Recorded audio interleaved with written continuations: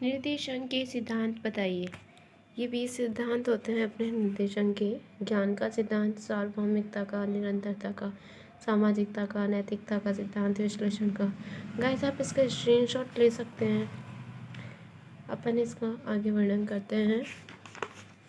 ज्ञान का सिद्धांत। निर्देशक चाहे कोई भी हो, किंतु उसे निर्देशन कार्य करने से पूर्व प्रक्रिया का उसे संपूर्ण ज्ञान प्राप्त कर लेना चाहिए। ज्ञान के अभाव में निर्देशक गलत निर्देशन दे बैठता है, जिसका परिणाम बहुत भयंकर हो सकता है। मतलब निर्देशन कोई भी हो, अगर उसे निर्देशन प्रक्रिया का ज्ञान नहीं है तो वह उसे गलत निर्देशन दे बैठता है। सार्वभौमिकता का मतलब है वो प्रक्रिया सदैव चलती रहती है, किसी भी स्थान पर चलती रहती है और उसे कोई भी अपना सकता है। निरंतरता का सिद्धांत यानी निर्देशन प्रक्रिया केवल एक बार निर्देशन देते होने भर से ही उसका कार्य समाप्त नहीं हो जाता, बल्कि यह प्रक्रिया निरंतर चलती रहती है। सामाजिकता का सिद्धांत। निर्देशन प्रक्रिया में मानव को दिया जाता है निर्देशन, और मानव समाज से जुड़ा हुआ होता है, तो समाज की क्रिया का और मानव पर समाज का मानव पर प्रत्यक्ष प्रभाव पड़ता है। नैतिकता का सिद्धांत। निर्देशनकर्ता को ये ध्यान रखना चाहिए कि सामाजिक होने के साथ साथ उसका निर्देशन नैतिक भी हो। विश्लेषण का सिद्धांत। निर्देशन कार्य करने से पूर्व निर्देशक जो है वो सारी समस्या का संपूर्ण परिस्थिति का विश्लेषण करता है, और साथ में जिस प्रकार पर निर्देशनकर्ता द्वारा ज्ञान नहीं कराया जाता उसका भी वह ध्यान रखता है। वैज्ञानिकता का सिद्धांत। निर्देशन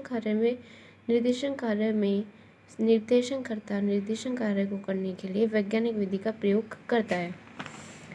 आगे सकारात्मकता का सिद्धांत। निर्देशनकर्ता में सकारात्मकता का गुण होना चाहिए, उसे कभी भी नकारात्मक बातों को नहीं अपनाना चाहिए, और साथ में उनको भी निर्देशनकर्ता को ये भी ध्यान रखना चाहिए कि निर्देशन प्राप्तकर्ता में सकारात्मकता बनी रहे, वह अपनी समस्या से कुंठित होकर नकारात्मक व्यवहार नहीं अपनाए। आत्मनिर्भरता का सिद्धांत।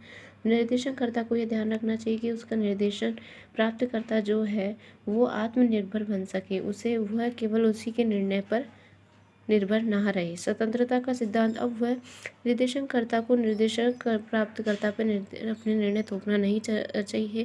निर्देशन को मानना नहीं मानना सब कुछ उस पर डिपेंड करता है।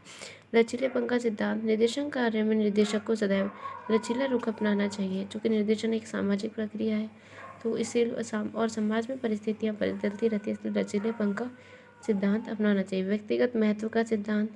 निर्देशनकर्ता को सभी व्यक्तियों के से समान रूप से महत्वपूर्ण है, चाहे वे सामाजिक हो या कि उच्च समायोजित व्यक्ति। सामान्य व्यक्ति को निर्देशन कार्य के लिए इस आधार पर अंतर करना उचित नहीं है। व्यक्तिगत भिन्नता का सिद्धांत। हर व्यक्ति दूसरे व्यक्ति से भिन्न होता है, तो एक ही व्यक्ति के लिए दिया गया निर्देशन दूसरे व्यक्ति के लिए सही नहीं हो सकता, इसलिए उसे व्यक्तिगत भिन्नता का ध्यान रखना चाहिए। आगे के पॉइंट्स गाइस हम नेक्स्ट क्लास में देखेंगे। फिलहाल ये थैंक यू। निर्देशन के सिद्धांत बताइए। ये 20 सिद्धांत होते हैं अपने निर्देशन के। ज्ञान का सिद्धांत, सार्वभौमिकता का, निरंतरता का, सामाजिकता का, नैतिकता का सिद्धांत, विश्लेषण का। गाइस आप इसका स्क्रीनशॉट ले सकते हैं। अपन इसका आगे वर्णन करते हैं। ज्ञान का सिद्धांत। निर्देशक चाहे कोई भी हो, किंतु उसे निर्देशन कार्य करने से पूर्व प्रक्रिया का उसे संपूर्ण ज्ञान प्राप्त कर लेना चाहिए। ज्ञान के अभाव में निर्देशक गलत निर्देशन दे बैठता है, जिसका परिणाम बहुत भयंकर हो सकता है। मतलब निर्देशन कोई भी हो, अगर उसे निर्देशन प्रक्रिया का ज्ञान नहीं है तो वह उसे गलत निर्देशन दे बैठता है। सार्वभौमिकता का मतलब है वो प्रक्रिया सदैव चलती रहती है, किसी भी स्थान पर चलती रहती है और उसे कोई भी अपना सकता है।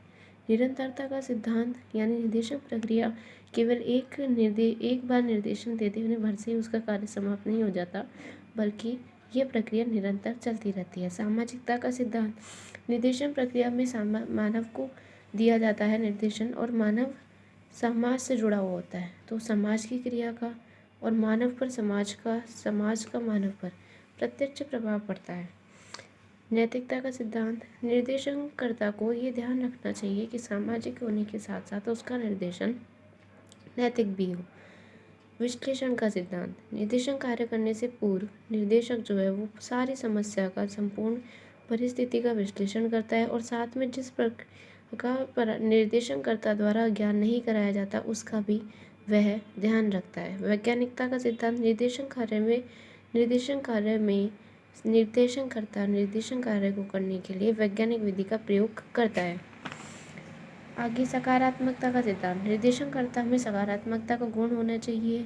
उसे कभी भी नकारात्मक बातों को नहीं अपनाना चाहिए और साथ में उनको भी निर्देशनकर्ता को ये भी ध्यान रखना चाहिए कि निर्देशन प्राप्तकर्ता में सकारात्मकता बनी रहे, वह अपनी समस्या से कुंठित होकर नकारात्मक व्यवहार नहीं अपनाए। आत्मनिर्भरता का सिद्धांत।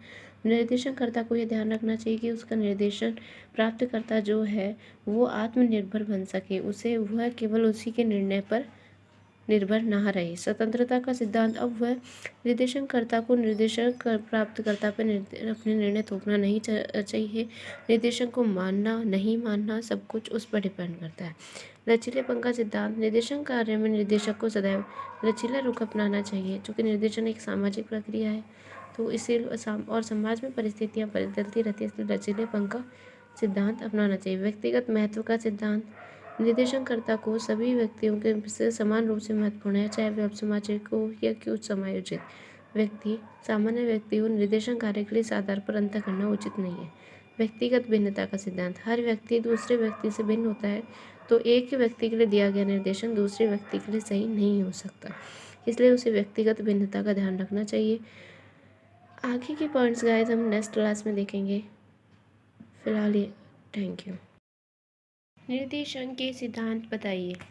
ये 20 सिद्धांत होते हैं अपने निर्देशन के। ज्ञान का सिद्धांत, सार्वभौमिकता का, निरंतरता का,